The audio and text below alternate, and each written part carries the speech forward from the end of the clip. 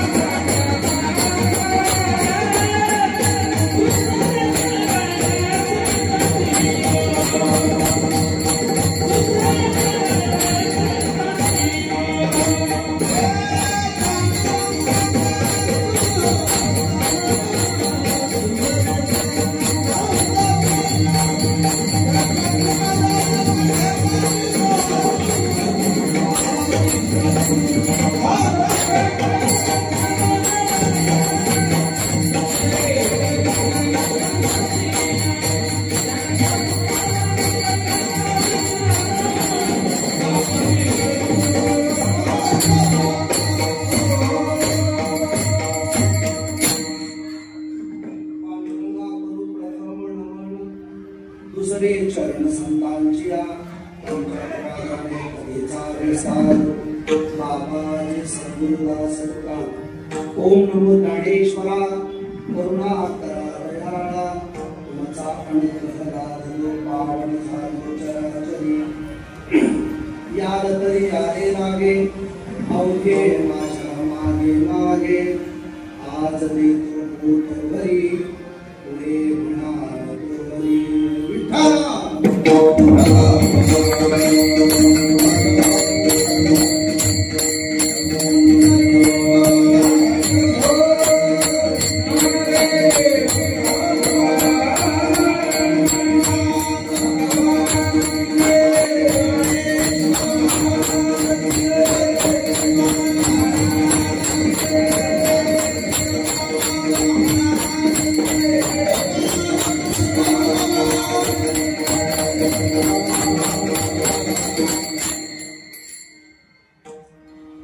याद तरी यारे लागे अवघे माझ्या मागे मागे आज देतो पोट भरी पुढे म्हणाल तो बरी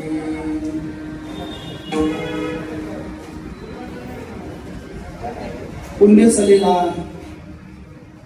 भीमा भामेच्या तटावर बसलेलं हे आध्यात्मिक राजकीय आणि ऐतिहासिक परंपरा लाभलेलं असं पवित्र सरसवाडी नावाचं पवित्र गाव आणि या पवित्र सरसवाडी नावाच्या गावामध्ये सर्वांचं श्रद्धास्थान इष्ट देवता भगवान भैरवनाथाच्या या प्रांगणामध्ये देवादिदेव भगवान श्रीकृष्णाच्या जन्म उत्सवाच्या उपरांत गोपाल काल्याच्या या प्रसंगातली आजची एक दिवसीय कीर्तन सेवा आणि कीर्तन सेवेसाठी निवडलेला अभंग निवडलेली गवळण निवडलेलं कार्याचं प्रकरण श्रीमंत जगद्गुरु तुकोबाराय आजच्या या अभंगाच्या माध्यमातून गवळणीच्या माध्यमातून भगवान परमात्म्याचं स्वरूप धारण करून रूपात्मक आपल्या सवंगड्याला एकत्रित करून आनंद आत्मा अनुभूती ज्ञानाचा तृप्तीचा ढेकर देण्याची संकल्पना आणि प्रयोजन राबण्याचा हा अभंग आहे. विठ्ठल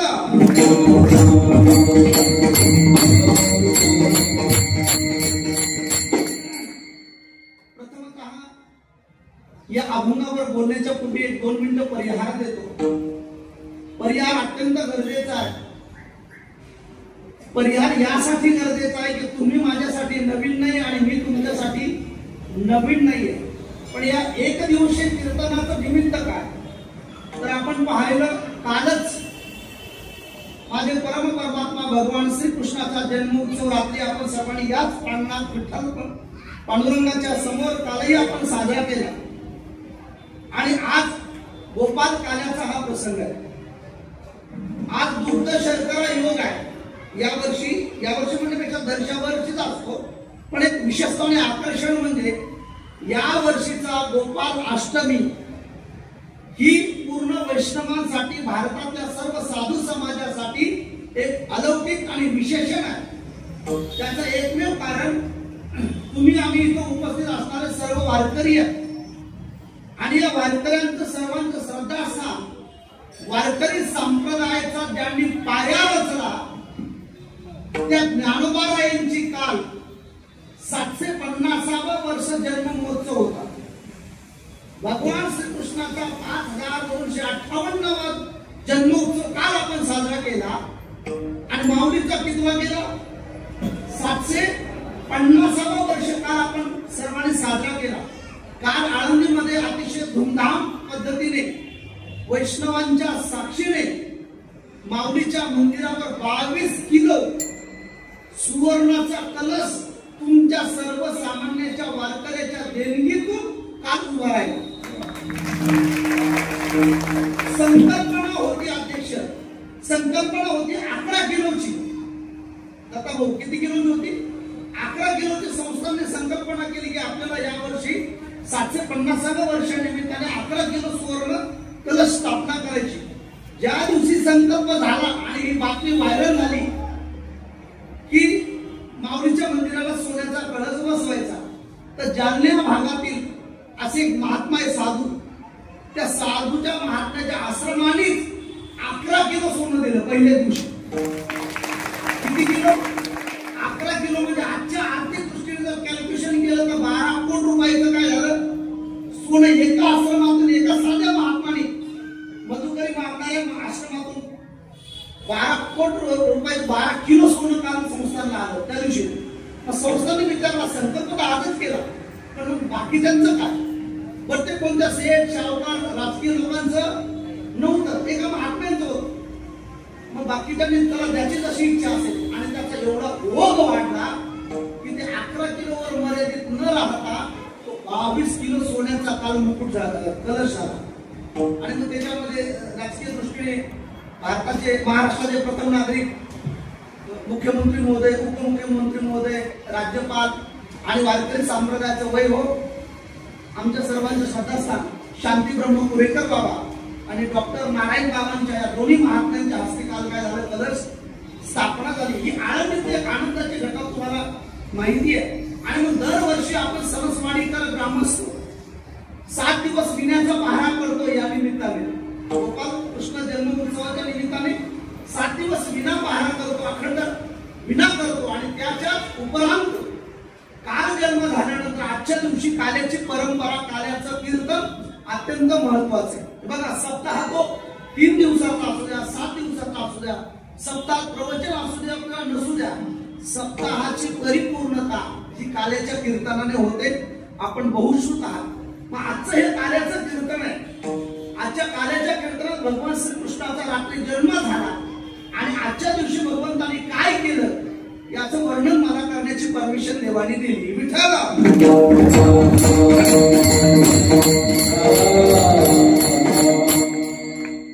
ऐकणारी सगळी माझ्या प्रेमाची आहेत, सगळी सुज्ञ मंडळी आहेत, सगळी वारकरी मंडळी आहेत. मी वेळ तुमचा बिलकुल जास्त घेणार नाही. आजच्या कीर्तनाला मला गाण्याची साथ करण्यासाठी आमच्या महाराष्ट्राचं वैभव आळंदीचे ज्येष्ठ गुरुबंधू, संगीत विशारद, संगीत अलंकार अनिरुद्ध महाराज तारकर गुरुजी आहेत, आदरणीय जोगणजी महाराज आहेत, आणि आपले सगळे गावातील वैष्णव आहेत. कळत कोणाचं नाव घेतलं कुणाचं राहिलं तर माझ्याकडनं काय होईल, अपराध होईल. आपल्या पांडुरंगाचं भजनी मंडळ, विठ्ठल रुक्मिणी भजनी मंडळ, भैरवनाथ भजनी मंडळाचे सगळी ही भजनी मंडळ आहेत. फक्त आदरणीय महाराजांचा मला चेहरा दिसला नवीन, मला नाव माहिती नाही. आदरणीय महादेव महाराज आहे, ते टाळ घेऊन उभे आणि मृदंगाचे आले तर आपल्या सणसवाडीचेच आहेत. तसं आपण आहोत. आदरणीय हरिभक्त पारायण आता योगी, मला नवीन नाव माहिती नाही म्हणून आता जुनं नाव कसं असतं, साधूंनी दीक्षा घेतली आणि पोरीचं कन्यादान झालं की पोरीने बापाचं आडनाव लावायचं नसतं. तसं व्यवहाराचा नियम आहे. तसं महात्म्याने एकदा दीक्षा घेतली की आता त्यांच्या पुढे वडिलाचं नाव लागत नाही. आता त्यांचं नाव काय, त्यांचं नाव घेताना असं घेतलं जातं, योगी आखीरनाथ गुरु त्यागीनाथ.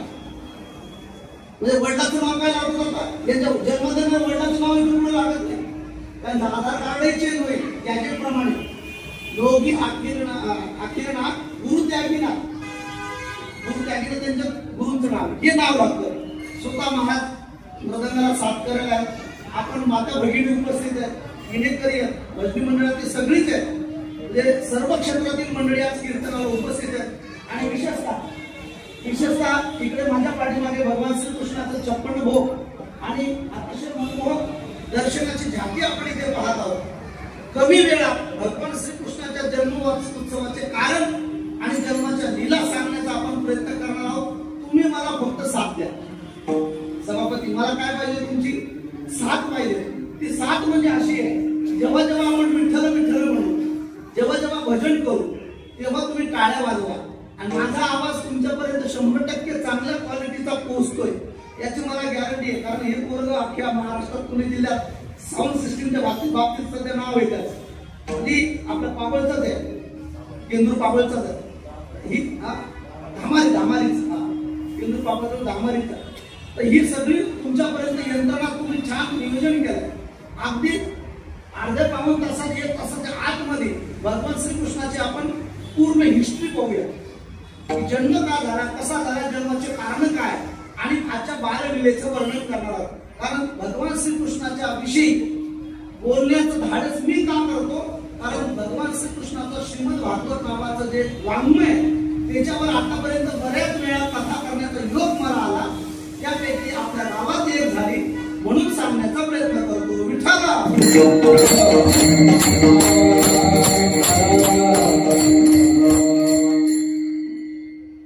भगवान श्रीकृष्णाचा जन्म का झाला, मी 3 स्टेप सांगेल तुम्हाला. 3 स्टेप ऐकणार आणि बारकाईने ऐका.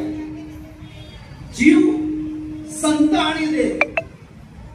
परत ऐका, जीव, संत आणि देव हे 3 तत्व आहेत. या 3 तत्वाला या मृत्यू लोकांवर यावं लागतं. पण त्याचा फरक असा आहे, संत स्वइच्छेने येतात आणि स्वइच्छेने जातात. याचं प्रमाण असं देईल, आम्ही वैकुंठवासी आलो याचं कारण असे, बोलिले जे ऋषी 7 भावे वर्तावया. म्हणजे आम्ही आलो आणि गेलो, हे कुणाच्या सांगण्यावरून नाही. म्हणजे संत जेव्हा मृत्यू लोकात येतात ते स्वच्छंद आणि स्वमर्जीने येतात. संत येतात आणि जातात. माऊली जन्माला आले, 22 वर्षी समाधी घेतली.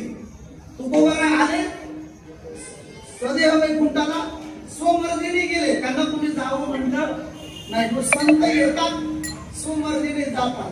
पहिला मुद्दा. दुसरा मुद्दा, हा जो जीव आहे, जीव आपण स्वमर्जीने येत नाही, आपल्याला जन्माला यावं लागतं.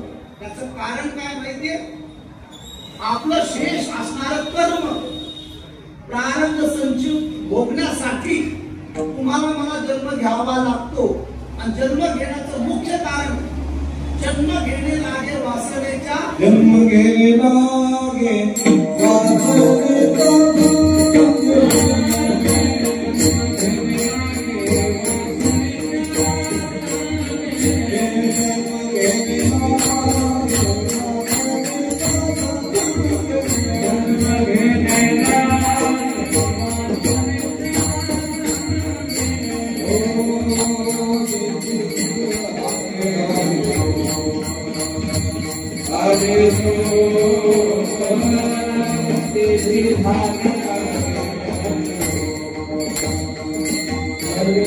आपल्याला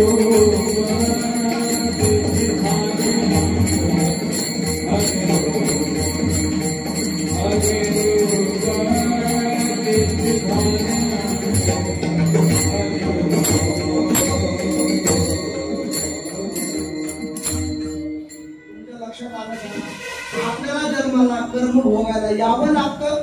संत समृद्धीने येतात. पण आता राहिला प्रश्न देवाचा. जीव संत आणि देव ही त्रिपुटी टाकली होती. जीवाला कर्म भोगायला यावं लागतं. संत सोमर्जीने येतात आणि सोमर्जीने जातात. आता राहिला प्रश्न देवाचा. देव सोमर्जीने येतही नाही आणि त्याला कर्माने यावं लागतही नाही. देवाला आणावं लागतं. देवाला जन्माला आणावं लागतं. पण देव कधी जन्माला येतो? जर आपल्याला गीतेचा थोडाफार अभ्यास आहे तर गीतेमध्ये असं स्पष्ट श्लोक येतोय, जेव्हा जेव्हा या मृत्यू लोकात धर्माची हानी होते, अधर्म वाढायला लागतो, तेव्हा तेव्हा भगवान या धर्तीवर अवतार धारण करतात. यदा यदा हि धर्मस्य ग्लानिर्भवति भारत परित्राणाय साधूनां विनाशाय च दुष्कृतां धर्म संस्थापनार्थाय संभवामि.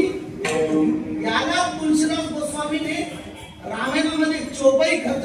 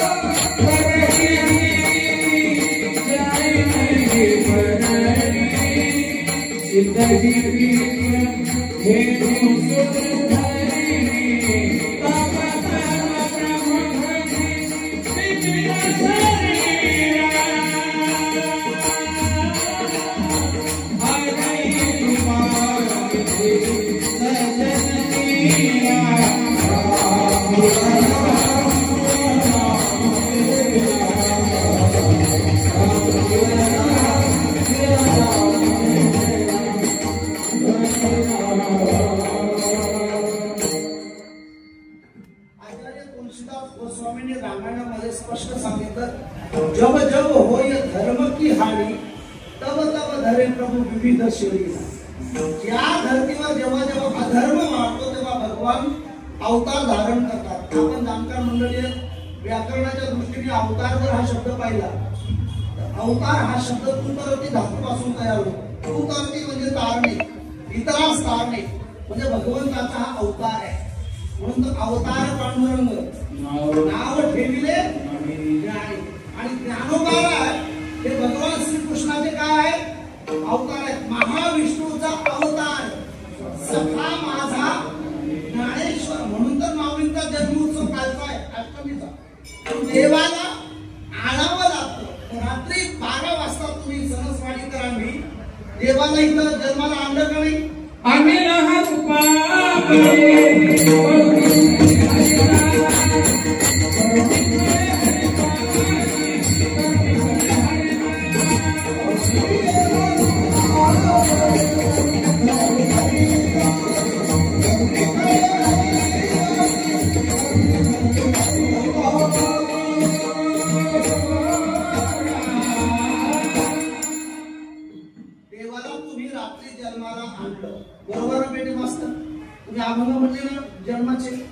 जन्माला तुम्ही देवाला बोलवलं. जन्माला इथं तुम्ही सणसवाडीमध्ये जन्माला बोलवलं. देव कशामुळे जन्माला आला?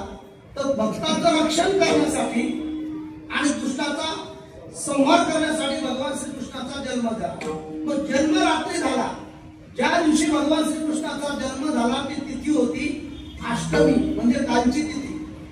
आणि अष्टमीच्या या तिथीला भगवान श्रीकृष्णाचा रोहिणी नक्षत्रावर रात्री ठीक 12 वाजता भगवान श्रीकृष्णाचा जन्म झाला. जन्माला मुख्य कारण मी सांगून गेलो, धर्माची हानी अधर्माची वृद्धी हे देवाच्या जन्माचं मुख्य कारण. आणि लौकिक कारण जर पाहिलं तर हा जो अधर्म कंस होता, त्या कंसाचा जो अत्याचार झाला, त्या कंसाच्या अत्याचाराचा परिपक्वता म्हणजे भगवान श्रीकृष्णाचा काय जन्मोत्सव आहे. आणि रात्री ही रोहिणी नक्षत्रावर रात्री 12 वाजता गोकुळामध्ये माझ्या भगवान श्रीकृष्णाचा काय झाला जन्म झाला. ऐकणारी जाणकार मंडळी आहे. आपल्या गावात चांगल्या चांगल्या विद्वानांची आणि चांगल्या चांगल्या गुणवानांचीही कीर्तन इथे होतात याची जाणीव मला आहे. मग नेमकं गोकुळ म्हणजे काय अध्यक्ष रामदास महाराज, गोकुळ म्हणजे काय? जे क्षेत्रफळाने गोकुळ आहे ते का? मथुरा वृंदावनचं गोकुळ का? हो, लौकिक दृष्टीने भगवंताचं आधार कार्ड जसं तुमच्या आधार कार्ड जन्म सणसवाडीचा तसं भगवान श्रीकृष्णाच्या आधार कार्डावर जन्म गोकुळचा आहे. पण नेमकं गोकुळ मला सांगायचं आज थोडं वेगळं सांगायचं. गोकुळ या शब्दाचा अर्थ कुळ म्हणजे समूह बरोबर आणि गो म्हणजे इंद्रिय. इंद्रियाचा समूह जिथं असतो त्याला काय म्हणायचं गोकुळ.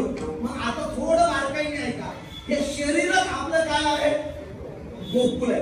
कारण इथे इंद्रिय किती इंद्रिय आहेत आपल्या शरीरात कोण सांगेल? 70 का 80? किती इंद्रिय? 70 का 80?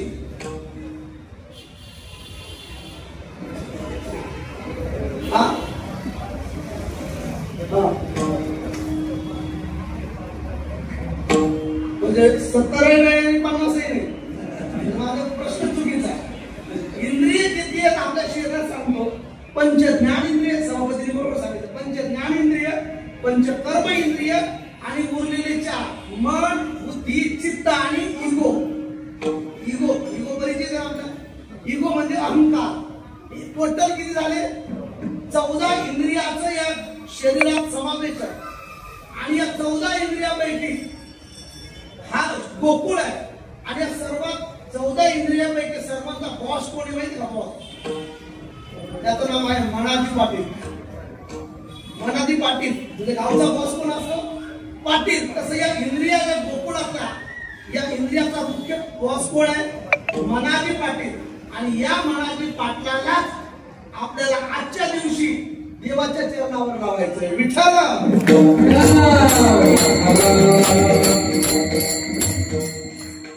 या गोकुळरूपी शरीरात हा आत्मारूपी परमात्मा ममे मांस जीवलोके जीवभूत सनातना म्हणून षटाळेंद्रिय आणि प्रकृती आणि कर्षकी हा आत्मा परमात्मा आहे.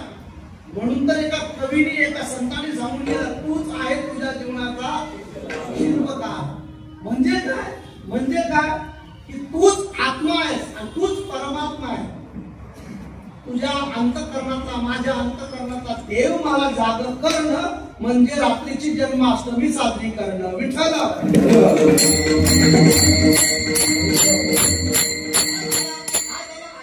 दृष्टीने अर्थ पण थोडं व्यवहारिक दृष्टीने पहा. गोकुळामध्ये भगवान श्रीकृष्णाचा जन्म रात्री 12 वाजता झाला. मग गोकुळात भगवान श्रीकृष्णाचा ज्यांच्या उदरी जन्म झाला ती जन्माची कथा आपण कथेत ऐकली बऱ्यापैकी रात्री तुम्ही गायली असेल.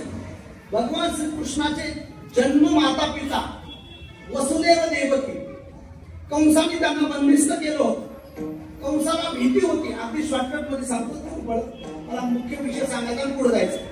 हा कंस म्हणजे कोण? तर देवकीचा सख्खा चुलत भाऊ. देवकी मातेचा कोण? सख्खा भाऊ.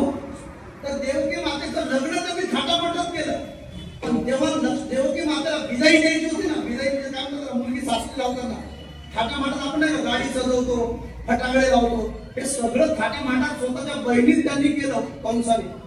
पण रथावर स्वतः विराजमान झाला आणि रथाचे लगाम घेतले. जेव्हा बहिणीला सासरी पाठवायला निघाला ना, दहेज मध्ये दानामध्ये हिरे माणिक मोती दास भाष्या सर्व दिलं. देत असताना तो स्वतः म्हटला माझ्या बहिणीचं लग्न थाटामाटात करेल आणि घोड्याचे लगाम घेतले आणि निघाला सासरी पाठवायला. तेवढ्यात आकाशवाणी झाली आणि आकाशवाणीने सांगितलं, हे दुष्ट कंस, तू जिचा विवाह एवढ्या थाटामाटात करतोय ना, हिचा 8वा मुलगा तुझा काळ होईल. कंसाचा दुष्टपणा जागृत झाला. मी एक वाक्य मी सांगत असतो, कृपया लक्षपूर्वक ऐका. एखादा चुकीचा माणूस, अनितीने वागणारा माणूस किती चांगलेपणाचा आळ आणू द्या पोटाचे खराटीला बाहेर आल्याशिवाय राहत हे तुम्हाला म्हणणंच नाही.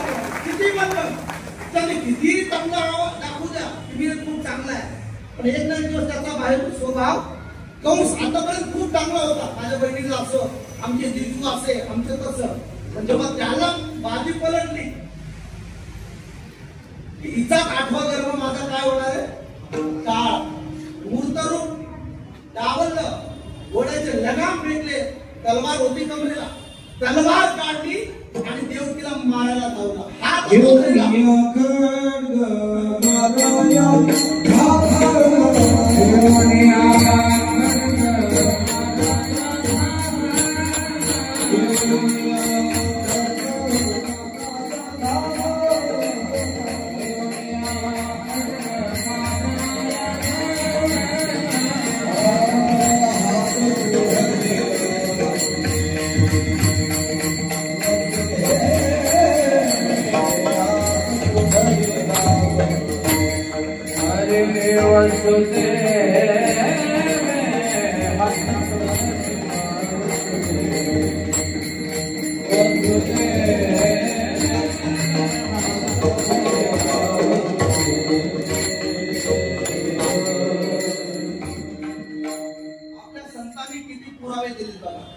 घेऊन या खडग माराया धावला, हात तो धरीला, वसुदेवाने हात धरला आणि वसुदेवाचा कंसाचा मित्रत्वाचं नातं होतं. वसुदेव आणि कंस कोण होते, मित्र होते.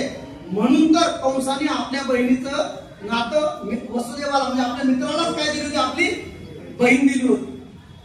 वसुदेव चांगला म्हणून आणि कंसाने हात जेव्हा खडगत धावायला घेतलं, वसुदेवाने हात धरला आणि वसुदेव म्हणाले, हे मित्र कंस, हे काय करतोय तू?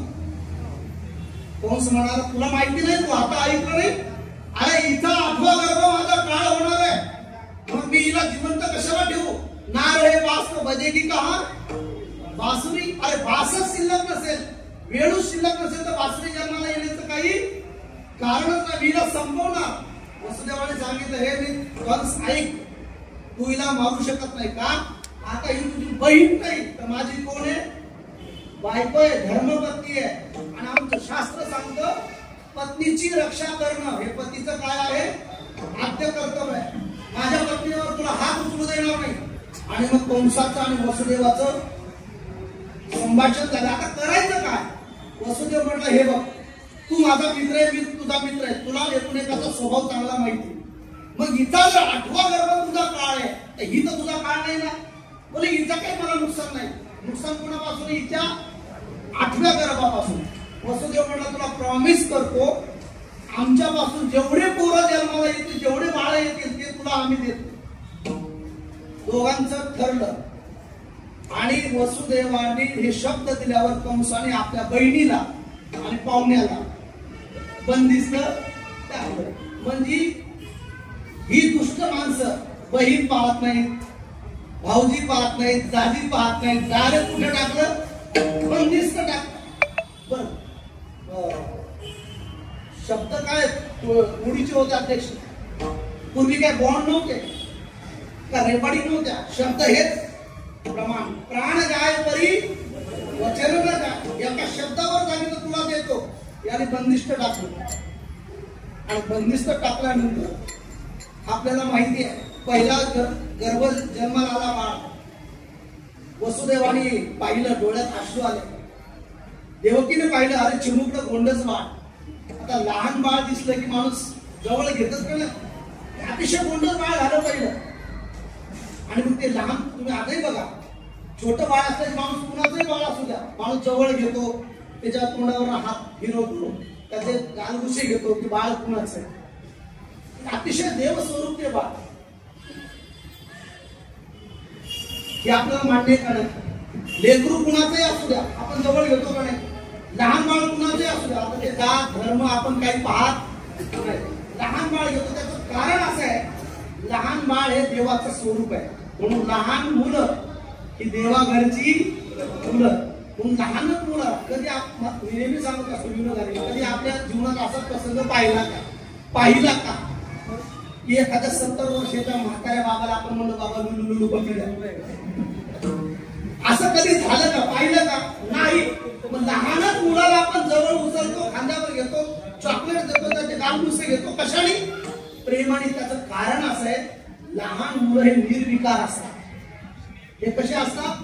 त्याला मान अपमान, लहान मोठं याचं काही ज्ञान नसतं. ज्याच्या अंतःकरणात विकार नाही त्याला देव म्हणतात. विठ्ठल.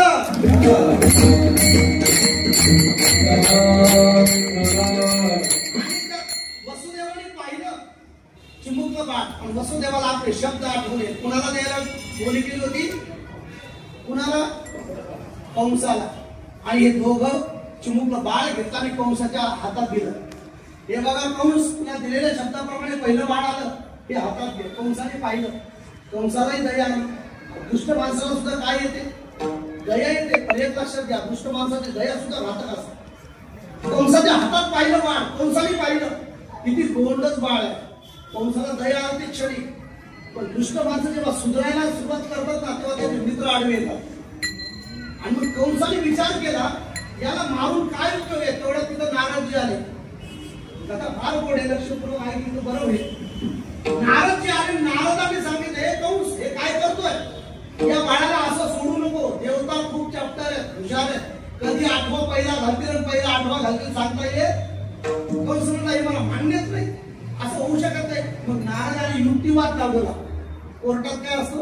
युक्तिवाद. नारदाने असं कमला आकार पुष्प घेतलं, किंवा आपणही असं बोट करा, 8 बोट करा. कारण किती मुलं होते? संतती 8वा काळ. असे 8 बोट कमला आकार केले आणि नारदाने सांगितलं, कंस ऐक, मोज.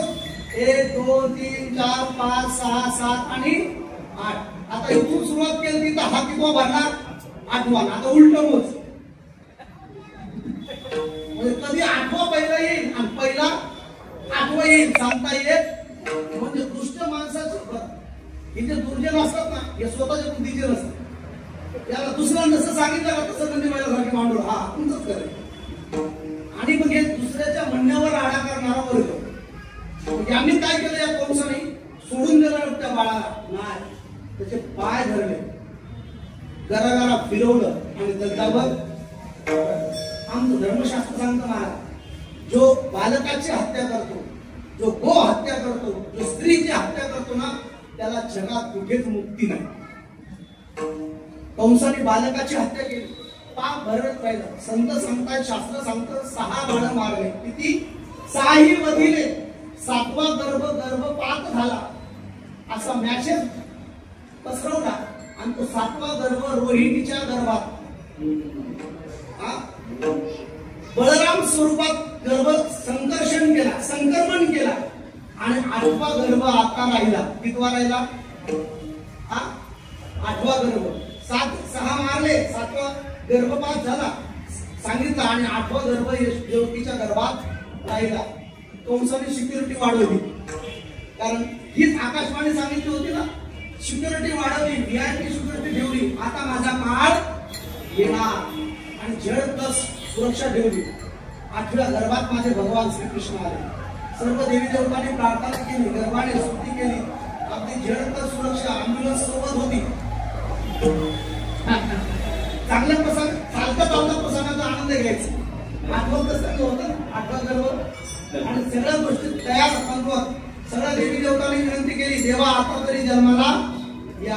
आणि मग देवकीच्या गर्भात, कारागृहात, मथुरेच्या जेलात भगवान श्रीकृष्णाचा जन्म रात्री ठीक 12 वाजता तिथे भगवंताचा जन्म झाला. अष्टमी तिथी होती, श्रावण मास होता, रोहिणी नक्षत्र होत, म्हणजे कालची रात्र. आता याचा 2 वाद आहेत. 2 वाद म्हणजे कॅलेंडरचा फरक आहे. उत्तर भारतात जर तुम्ही पाहिलं, उत्तर भारतात तर तिथे भाद्रपद महिना येतो. आता चालू करून काय? भाद्रपद. आणि आपल्या इकडे श्रावण. म्हणजे अष्टमी तिथीला विठ्ठल.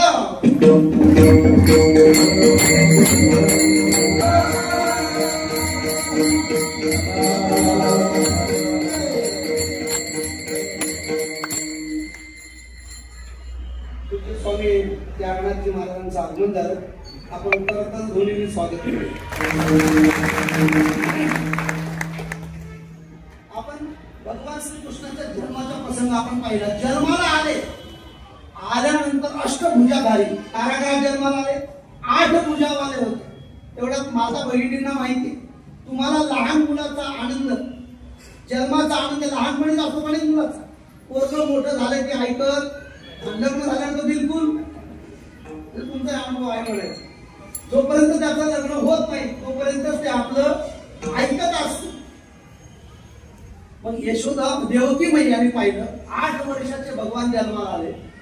देवकीने प्रार्थना केली, हे प्रभू, अहो तुम्ही जन्माला आलात अष्टभुजाधारी, मी प्रार्थना केली. आता देवकीचं आणि वसुदेवाचं पूर्वजन्मीचं खूप मोठं चरित्र की देव जन्माला यावे म्हणून त्याने तपस्या केली. आणि भगवान अष्टभुजा आले. तेवढ्यात देवकीने सांगितलं, हे प्रभू, मला हे रूप नको, मला बाळक पाहिजे. मग भगवान म्हणले, काय करावं लागेल? काही नाही, तुम्ही लहान व्हा. भगवान म्हणले, मैया, अगर मी लहान झालो तर मग कंस मामाला कोणी बघायचं? ज्या मामाने तुला त्रास दिला, ज्या मामाने बंदिस्त घातले, त्या मामाचा निकामा करायला मी हवे. आणि मी लहान झालो. यशोदा मैया म्हणाली, देवकी म्हणाली, तुम्ही लहान व्हा. आणि भगवान लहान झाले. आता पुढचं थोडं मार्मिक वाक्य आहे. देव देवकीच्या म्हणण्याप्रमाणे लहान झाले, वसुदेवाच्या म्हणण्याप्रमाणे लहान झाले. तेवढ्या देवकी माता म्हणाली, प्रभू असं चालणार नाही, मग नंगे व्हा. नंगे म्हणजे नागवे व्हा. कारण जगाचा प्रत्येक जीव जन्माला आला तो कसा जन्माला आला?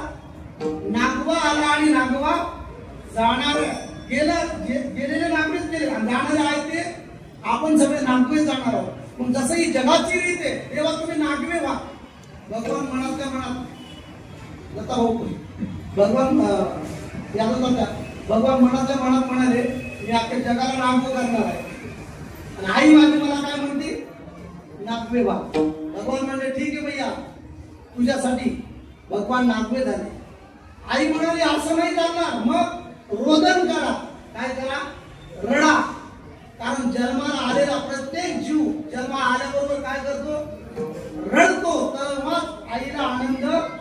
आपण बघा, त्या कॅबिनच्या बाहेर, हॉस्पिटलच्या बाहेर आपण उभे असतो, आई आतमध्ये असते, डिलिव्हरीला गेलेली असते, ते नर्स, डॉक्टर, आणि बाहेर कॅबिन मध्ये हळूच रडण्याचा आवाज ऐकला की लगेच इकडे पेढ्याची सुरुवात. रडण्यात आपल्याला काय आनंद आहे. आपण रडण्यात काय व्यक्त करतो? आनंद आहे. म्हणून तुम्ही रडा. आणि भगवंताने तिथे आयडिया दिली. आणि भगवान म्हणाले, आई साहेब, वसुदेवजी ऐका, मी लहान होतो, मी रडतो, सगळं करतो, मग तुम्ही एक काम करा, मी लहान झाल्यावर मला टोकरीत टाका, टोपल्यात टाका, मला इथं ठेवू नका. एक तर मी मोठा होतो तो सुदर्शनाने काम केलं असतं, मला टोपलीत टाका आणि मथुरेला गोकुळात घेऊन. वसुदेवाने सांगितलं, तुम्हाला टोपलीत टाकून मी गोकुळात कसं नेऊ? कारण माझ्या पायात बेड्या आहेत, हातात बेड्या आहेत. भगवान म्हणजे चिंता मत करू. जो कोणी देवाला डोक्यावर घेतो ना त्याचे सगळे बंधन गळतात. जो कोणी देवाला डोक्यावर घेतो ना त्याचे सगळे बंधन गळतात. आणि मग ठरल्याप्रमाणे भगवंताला टोपलीत टाकलं. आणि भगवान परमात्मा वसुदेवाला सांगतात, काळजी करू नका, हे जे झेडप्लसवाले सुरक्षावाले आहेत ना, 15 मिनिटासाठी सगळ्यांना झोपीच्या गोळ्या देतो. आणि सगळी झोपडी सुरक्षावाली, दरवाजे ऑटोमॅटिक उघडले. आणि भगवंताला जसं वसुदेवाने टोकरीवर टाकलं तर नंदाच्या घराला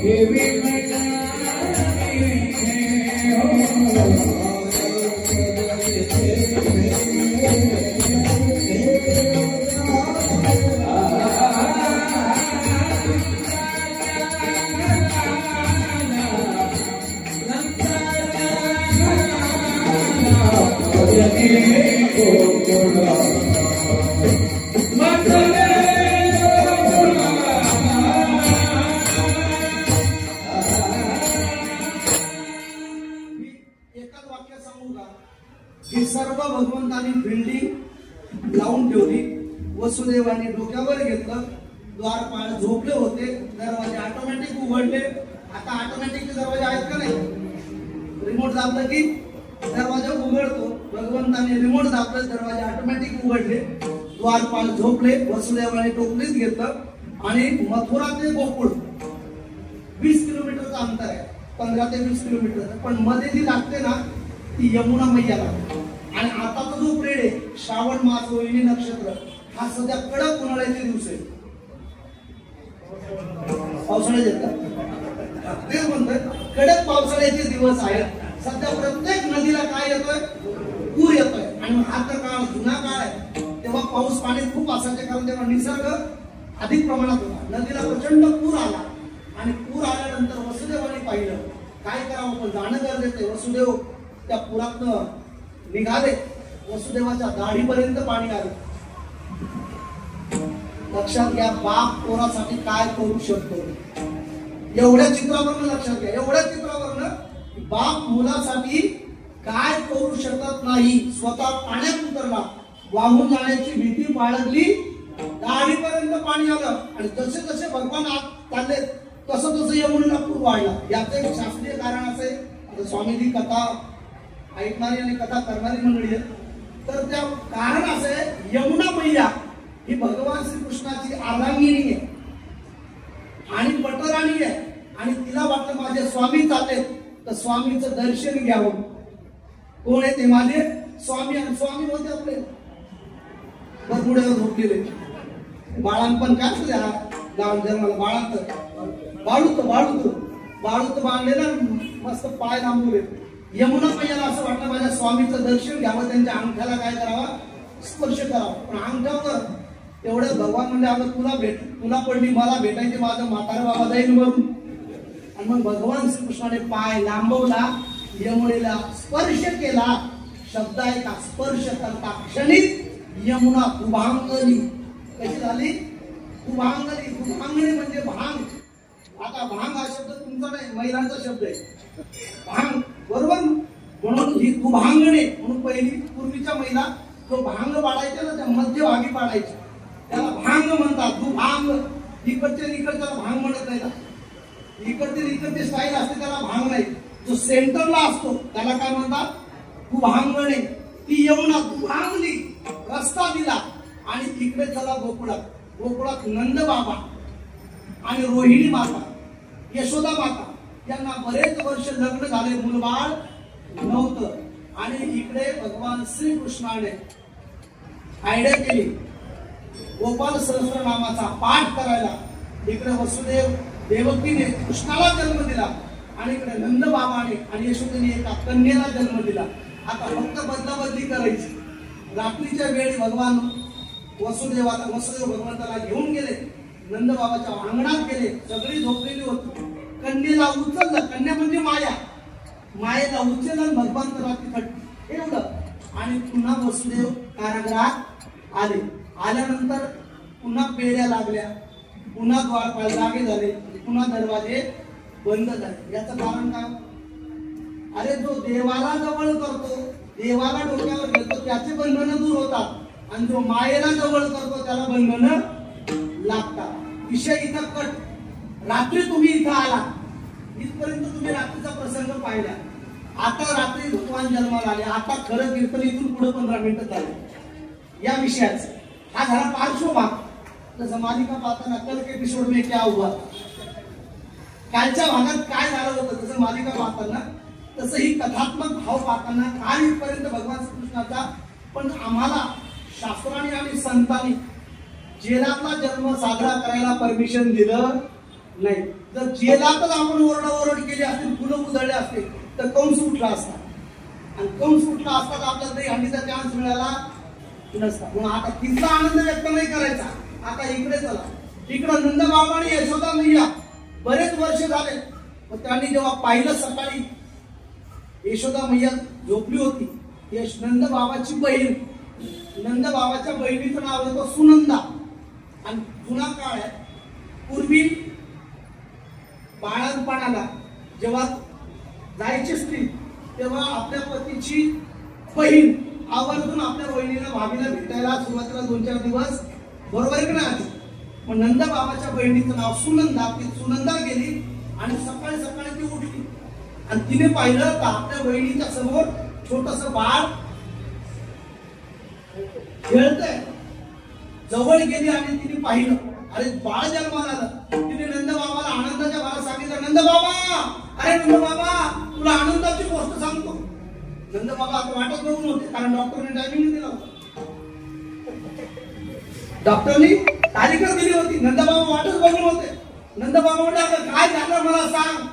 सुनंदा म्हणली, तसं नाही सांगणार, मग मला काहीतरी द्यावं. याच्या बहिणी असतात ना, काही घेतल्याशिवाय काही देत नाही,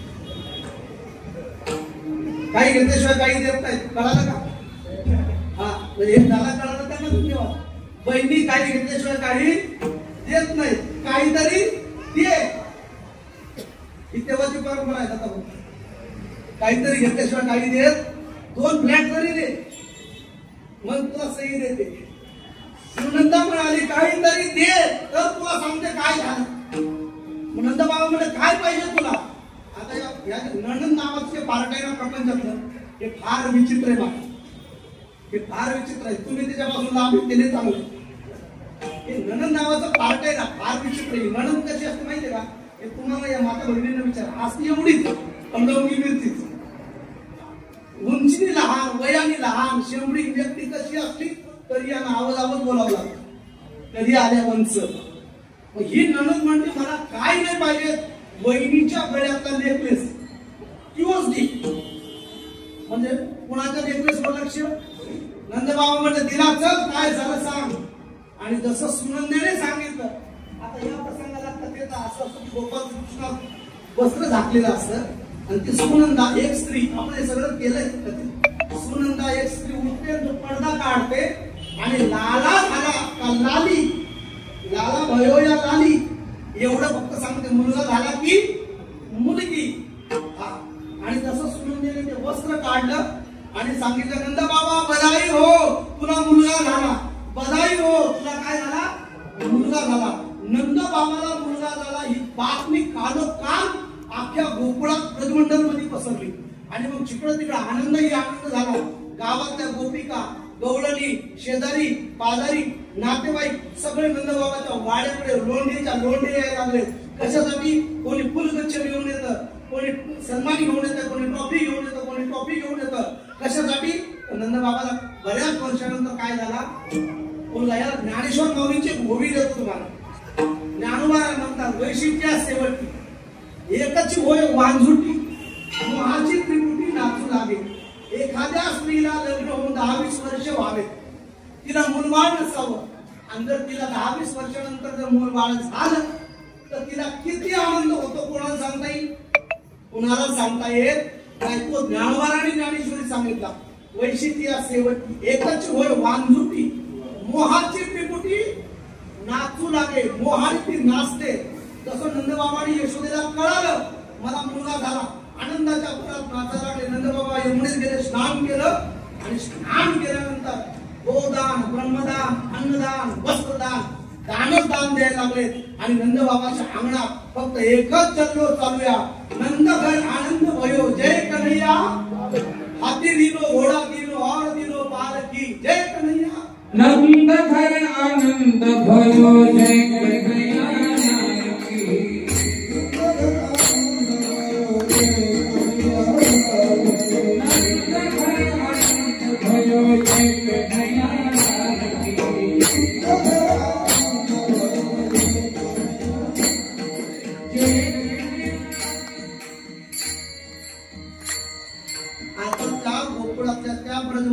सर्वांना आनंद झाला.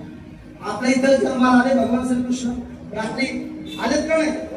आपण साजरा केला ना जन्मोत्सव, आपल्याला आनंद झाला का? पुन्हा कुणाला आनंद झाला हात वर द्या. दुसऱ्याच्या घरी लेकरू झाल्यावर कुणाला आनंद होतो का नाही?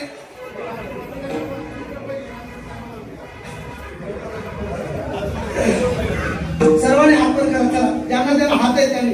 आणि आनंद महात्मा सर्वांनी हात वर करा. नंद घर आनंद भयो जय कन्हैया. सर्वांनी आनंद व्यक्त करायचा आणि गुरुजींसोबत सर्वांनी पाठीमागे म्हणायचं. खूप मोठ्या गोकुळात गुंजावणारा हा आनंद आहे. नंद घर आनंद भयो जय कन्हैया. हाथी दिलो, घोड़ा दिलो और दिलो बाल की जय कन्हैया। नंद खरे आनंद भयो जय कन्हैया लाल की।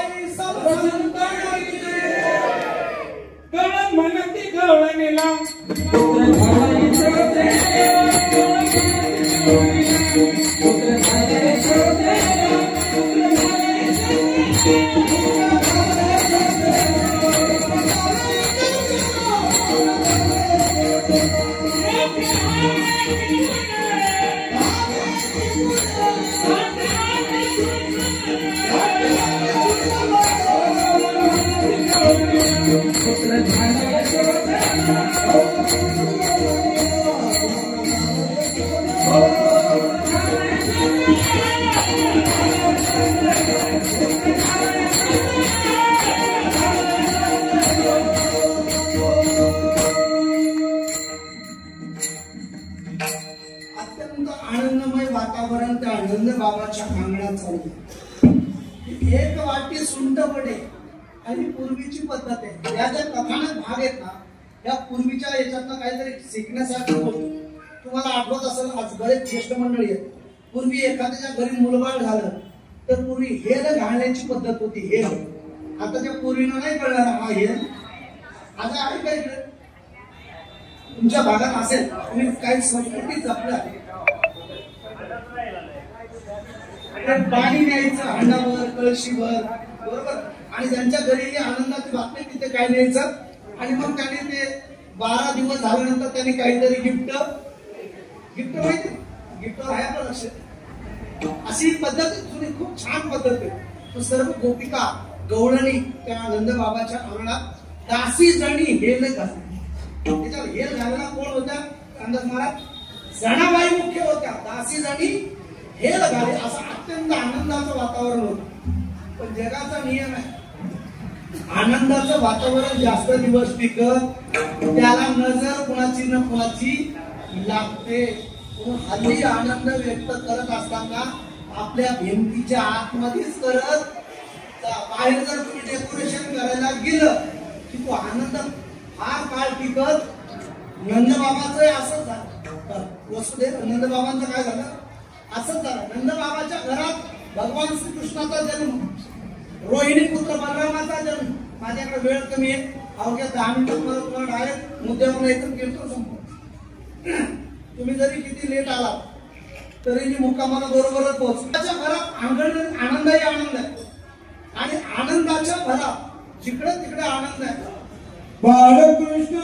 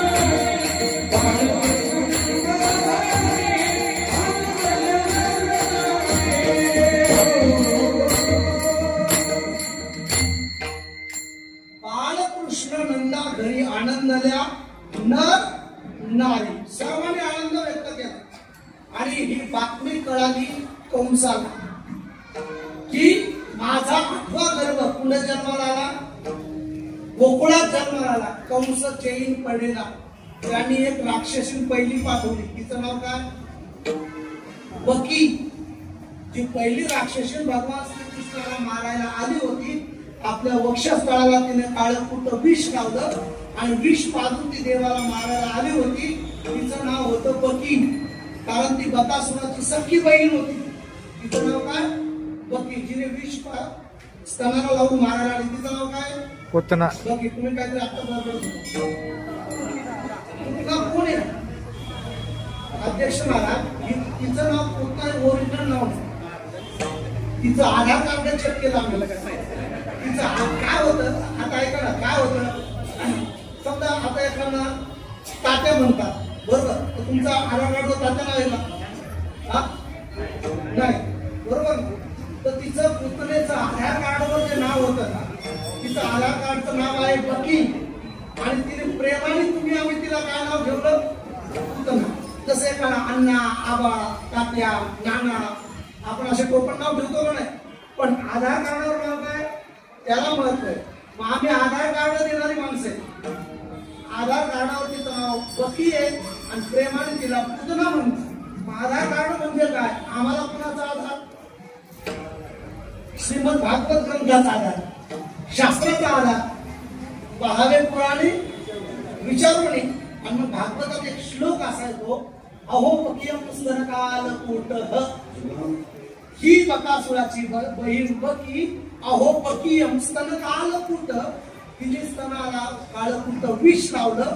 जिला पूतना, जिला मुलाविषयी प्रेम नाही तिला पूतना असं म्हटलं प्रेमाने, पण तिचं खरं नाव काय? बकी. ती आली, भगवंताला मांडीवर घेतलं, विष पाजायला लागली. भगवान म्हणले मावशी, कारण ती नातं सांगून आली होती ना, गर्दीत घुसली. कारण बरेच जण गर्दीचा फायदा उचलतात. त्याही गर्दीत ही घुसली आणि हिने विचारलं, मी इथे त्या यशोदेच्या बाळाला पाहायला आली, नंदाच्या बाळाला पाहायला आली. बाकीच्या गौरणी म्हणाल्या ही आपल्या सणसवाडीची नाही, ही कुठली आहे? हिला विचारलं तू कुठली आहे? तिने सांगितलं मी यशोदेची मावस बहीण, मावस बहीण, मावस बहिणीच्या मावस बहिणीची मावस बहीण. कळालं तुम्हाला कोण येते? फक्त बहीण एवढं कळालं. बाकीच्या मुलाला असू शकतात, मोठे ते लेकर बाहेर असतात. आणि ती आली, ती आल्यानंतर यशोदेला सांगितलं बाळ कुठे? यशोदेने सांगितलं बाळ पाळण्याला झोपतंय. हे बाळा, हे आवाज बोलतोय रे माझा.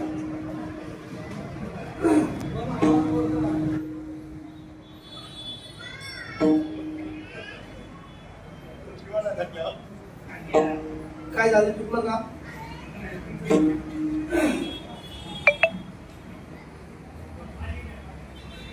पाणी दुसरं काही पाण्याशिवाय काय मला पाणी माझ्या प्रेमाची सगळी, आता मी नाव नाही, सगळी माझ्या प्रेमाची. स्वामीजींना विचार, हे आम्ही सगळी यांचं खेळणारी मंडळी. त्यामुळे आमचं हसत खेळत बसली आणि यशोदेची मी नात्याने बहीण लागते असं नाव सांगितलं आणि गर्दीचा फायदा उचलला. आतमध्ये गेले. यशोदेने विचारलं तू कोण? ती म्हणते की तुझी नात्याने बहीण लागते. यशोदा म्हणजे तुला कधीच पाहिलं नाही, तुला साखरपुड्यात नाही, तुला लग्नात नाही, कोणते मावळ्यात नाही, कशाच नाही. म्हणजे ती बाहेर होती इटलीला शिकायला. आता आली. तिने विचारलं बाहेर देशात होती आली ना, काही अडचण नाही, चल. आणि मग तेवढ्यात बाळ कुठे तर बाळ झोपलंय. भगवान परमात्मा म्हणाले माझी आई किती बोली आहे, मी काही ती झोपायला थोडा आली. ठीक आहे, मला कीर्तन थोडी चालू झोपायला. मी तर झोपायला आलो नाही, मी तर आलं कशाला? दुष्टाचं मर्दन करण्यासाठी. ही दुष्टातली एक नंबर आली. पहिला बहुणीचं गिरायक आणि बहुणीच्या गिरायकाला शेटर कसं बंद करावं. आणि भगवंताने रडायला सुरुवात केली.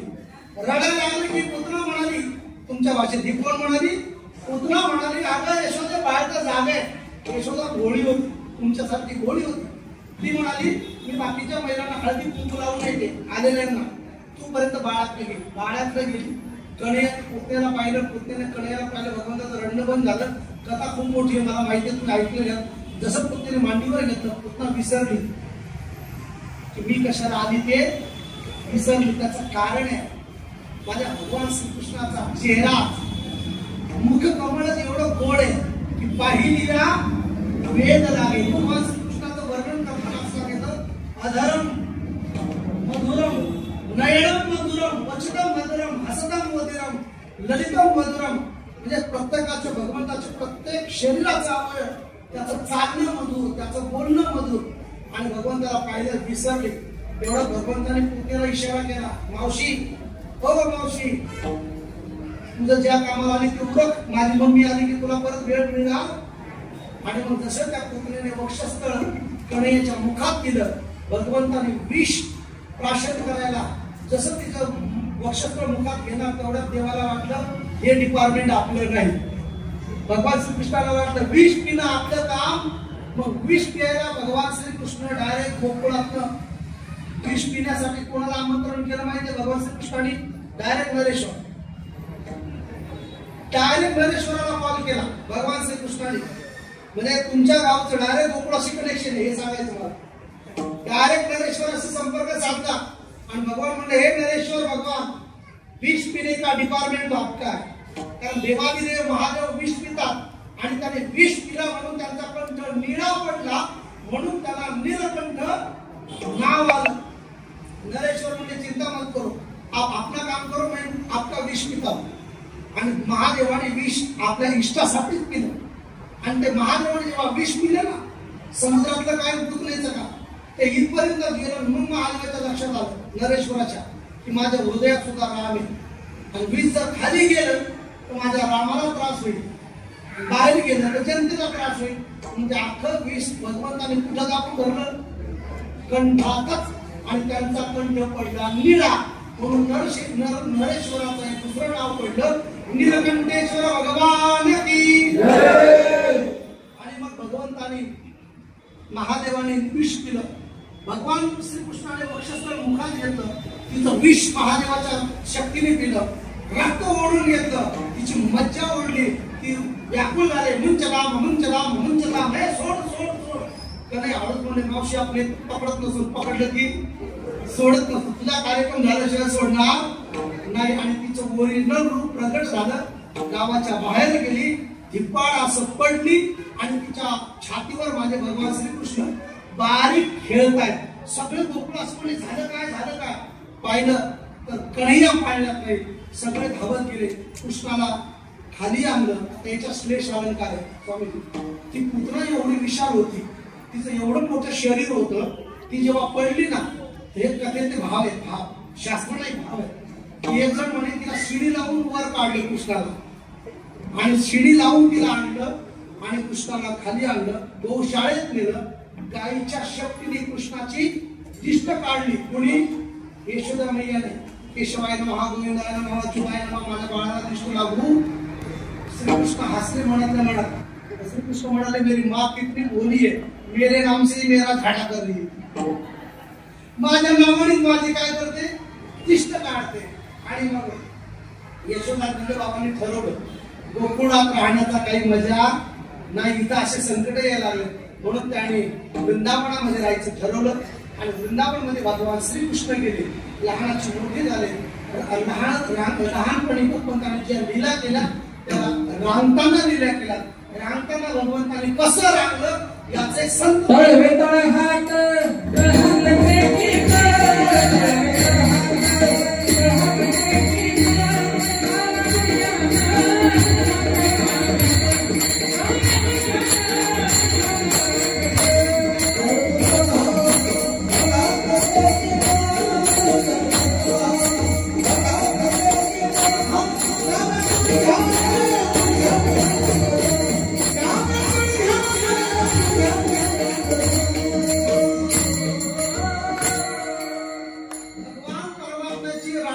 प्रक्रिया तळवे तळ हात टेकीत डाव्या गुडघ्याने रांगणे. ही रांगण्याची बालपणी आता तुम्ही सगळे रांगलेले, आपण सगळे रांगलेलो. फक्त आपलं भाग्य असं होतं जेव्हा आपण रांगत होतो तेव्हा आपले घर मातीचे होते, त्यामुळे आपण स्लीप झालो नाही. नाही कळलं? माणूस स्लीप करून होतं. स्लीप म्हणजे घसरलं ना, बरोबर का? चुकलं माझं?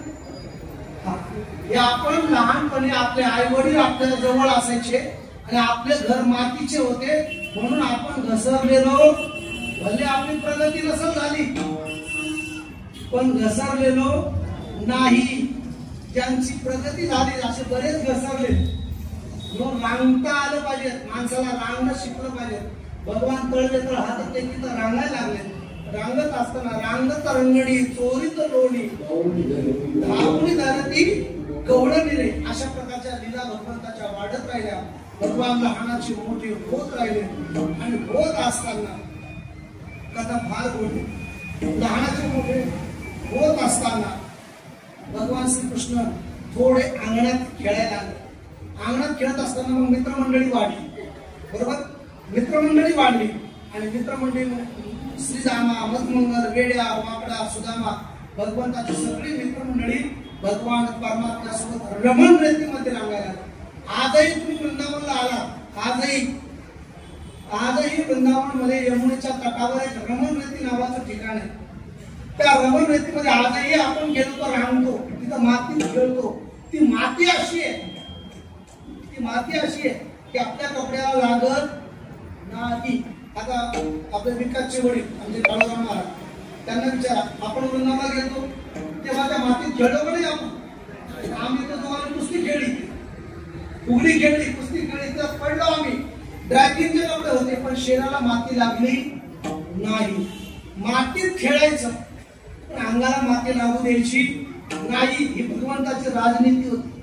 आणि भगवान श्रीकृष्णाने मित्रमंडळी एकत्र केले, मधुमंगल, श्रीदामा, वेड्या, वाकड्या, आणि भगवान श्रीकृष्णाने सर्वांना एकत्र केलं आणि सर्वांना एकत्र करून सर्वांना बोलवलं. अरे तुम्ही चांगल्या घरचे सदन आहेत, पण तुमच्या तब्येती अशा काय?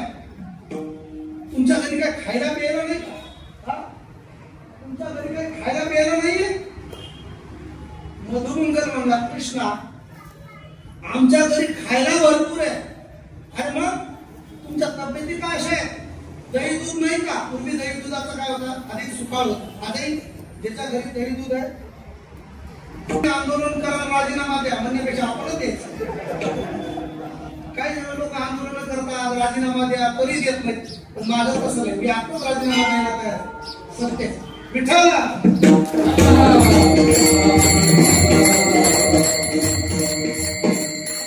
स्पर्श करतो आणि दही हंडीच्या निवेदनाकडे जातो. एकत्र केले आणि एकत्र करून पाहिलं काही उदबत्ती छाप, काही लकडेले,